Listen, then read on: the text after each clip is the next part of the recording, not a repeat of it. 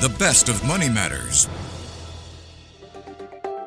The Big Story. Welcome to The Big Story. I'm Hongbin Jeong. Violent anti-government protests against a range of cost of living issues have roiled Indonesia.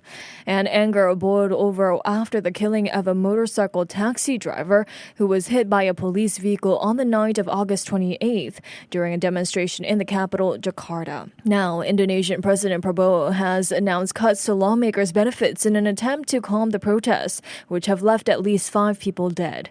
But is this really enough? Or does it risk coming across as a token gesture rather than addressing deeper issues of trust and accountability? And what might these protests mean for the government's stability and its ability to implement key policies in the months ahead?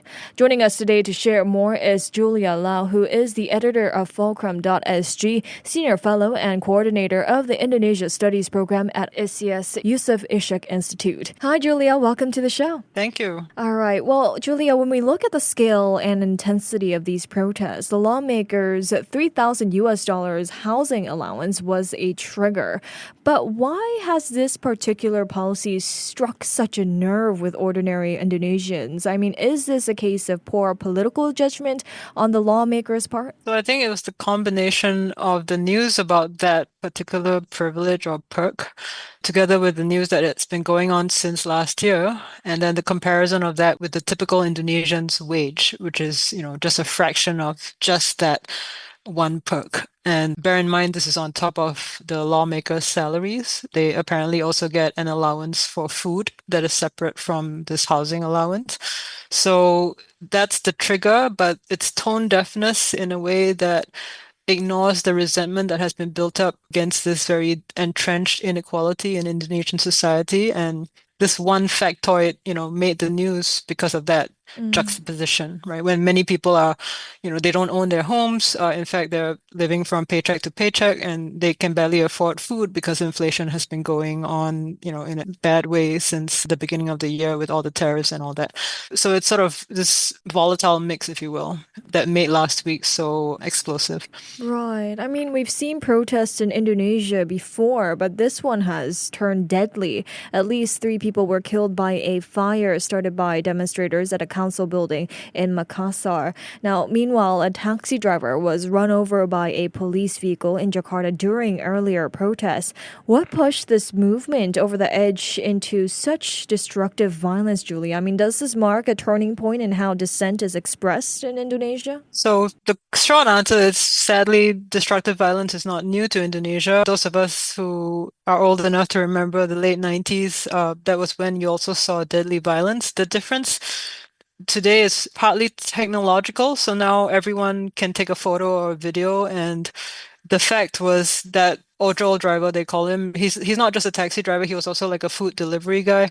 He was on his motorcycle. And if you watch the video, and I hope you don't, because it's very violent, but if you watch the video, it was evident that the police van just smashed into him and actually didn't stop. And that he was surrounded by a lot of people, protesters who were running on their feet and saw that. So once you share that across social media, you can't pull it back. And I think second, a lot of typical Indonesians looked at that and either saw themselves in Afan Kurniawan, which is the name of the driver who passed away. And he's a young guy. He was working hard to feed his whole family, including his parents.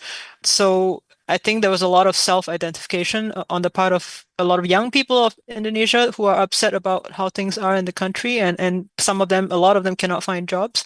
And then added to, the protests earlier that week, there were protests last Monday, and that's got to do with the labor laws and everything. So again, it's this confluence. It's not a new thing, but I think in today's world, in 21st century citizenship, information flows so quickly, so the emotions boil over, even more quickly. And so once an individual decides to take a violent action, that can cascade and cause escalation elsewhere. I mean, you briefly talked about the incident of the death of the motorcycle driver. It seems to have lit the fuse for the unrest as well. How serious is this incident in the context of, public perception of law enforcement? That's a tricky question. So Indonesia as a whole regards the police with slightly less sort of respect compared to the military. So In the past decades, there's declining trust in the police as an institution. There are perceived and actual cases of bribery. There's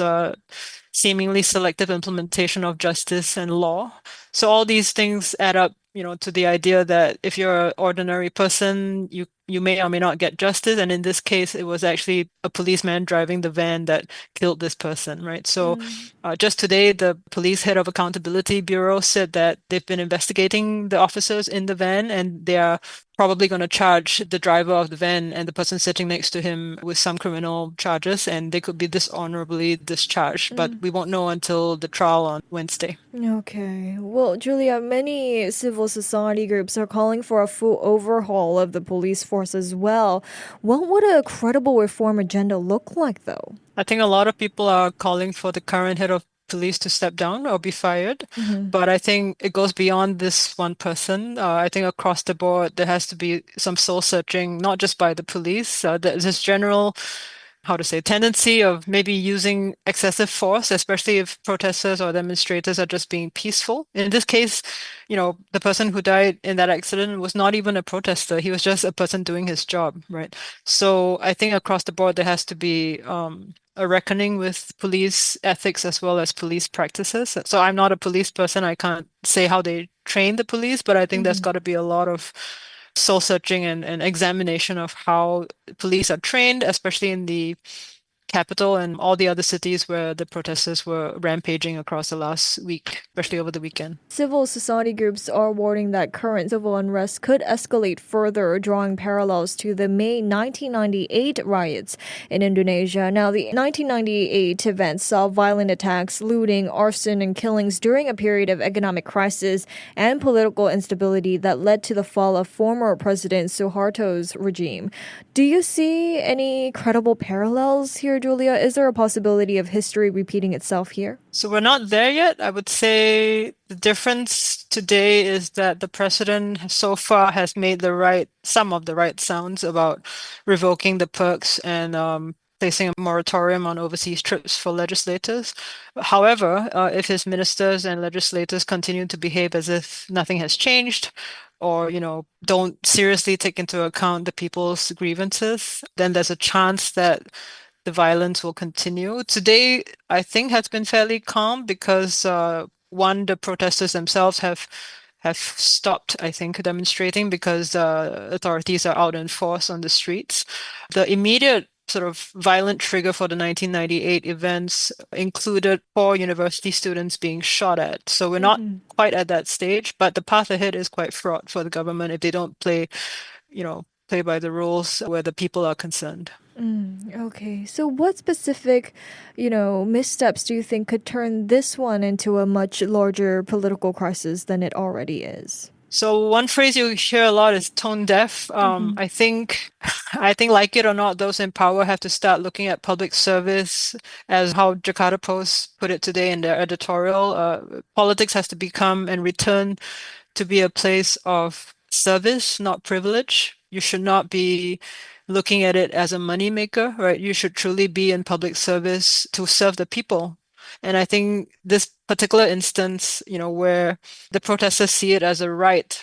I exercise my right as an Indonesian to protest, and essentially in a democracy, that right should be protected. But also at the same time, I think the people see it is the fulfillment of my duty as a citizen when I see democracy being trampled on to defend democracy. So rather than sometimes paying lip service only to, democratic ideals and all that, or focusing in this case, like the president has said yesterday, they're going to focus on arresting people if they've committed crimes. Okay, yes, that's fine. You should not be violent when you protest, but that doesn't get to the problem in the first place, which is, how are we feeding and giving jobs to our people, right? So you need to take care of the typical Indonesian, the average Indonesian. You need to make sure that the economy is growing in a sustainable, inclusive way. And these are all big questions. But in the last 10 months of power, it is not clear, right, that the administration really has that as its top goal, even if it's rhetorically supporting that. Well, I mean, President Prabowo has now announced that certain perks will be revoked and a moratorium placed on overseas trips for lawmakers. Are these concessions likely to calm public anger, though, Julia? Does it really address the struggles ordinary citizens face? Quickly, the answer is no. I think it's a quick band-aid, but I think the damage has been done. The toothpaste is out of the tube. So over the weekend, if you saw the footage of people looting the legislators' houses and even that of the finance minister, I think no one was home, but they were carrying away the furniture. It looked very similar to scenes of, just call it what you will, the French Revolution or, Les Miserables.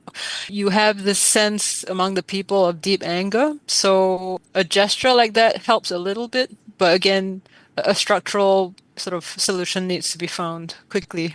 And I mean, this is being called the biggest and most violent challenge of Prabowo's presidency. Less than a year in, how is he handling political fallout? I think so far he's handled it all right in the elite layer. So as we can see, all the parties in his coalition are literally standing alongside him. And interestingly, the photos coming out from yesterday also have Megawati Sukarno Putri, who's the head of the opposition party, also standing to his left.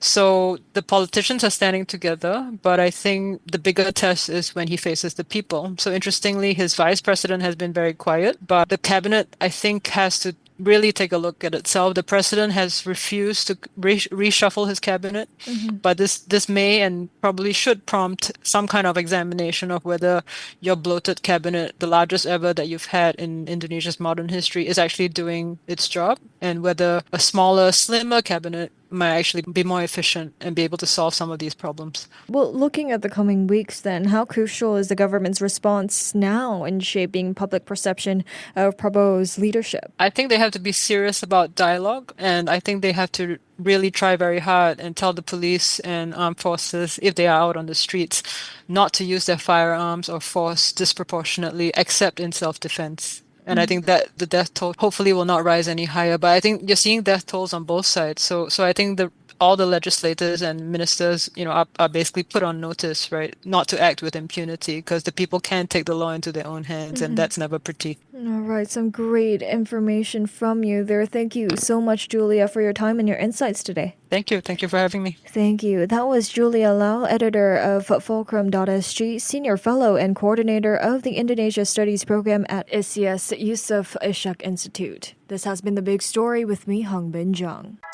To listen to more great interviews, download our podcasts at audio.sg or download the audio app. That's AWEDIO, audio at the App Store and Google Play.